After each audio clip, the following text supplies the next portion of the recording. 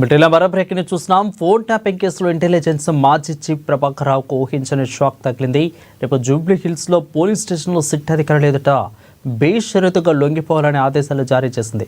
ఇక అదేవిధంగా ఆయనను ఫిజికల్ టార్చర్ చేయకూడదని దర్యాప్తు బృందానికి సూచించింది. అయితే కేసులో ప్రధాన నిందితుడిగా ఉన్న ప్రభాకర్ రావు దర్యాప్తుకు ఏమాత్రం సహకరించడం లేదని సిట్ అధికారులు ఆరోపిస్తున్నారు. ఇక కేసుతో ముడిపడి ఉన్న ఐఫోన్కు సంబంధించి క్లౌడ్ ఖాతాల పాస్వర్డ్లను అన్నింటినీ రీసెట్ చేసి సమాచారం ఇవ్వట్లేదని ఆయనపై అభిప్రాయాలు మోపారు. దీంతో కేసులో అంతకుముందు ఆయనకిచ్చిన మధ్యంతర అరెస్టు నుంచి ఉపశమనాన్ని ఎత్తివేయాలని కోరుతూ సిట్ అధికారులు సుప్రీంకోర్టులో పిటిషన్ను దాఖలు చేశారు. ఇక ఈ మేరకు ఇవాళ ఆయన పిటిషన్పై justice BV Nagarathna, justice R Mahadevan ధర్మాసనం విచారణ చేపట్టింది.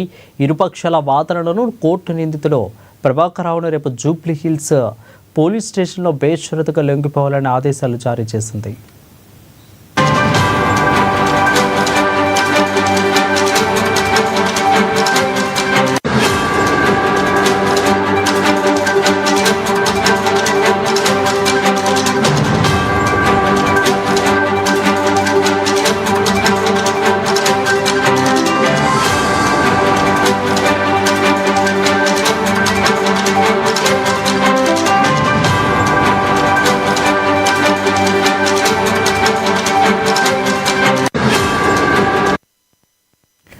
ఇక ఫోన్ ట్యాపింగ్ కేసులో ఇంటెలిజెన్స్ మాజీ చీఫ్ ప్రభాకర్ రావుకు ఊహించని షాక్ తగిలింది.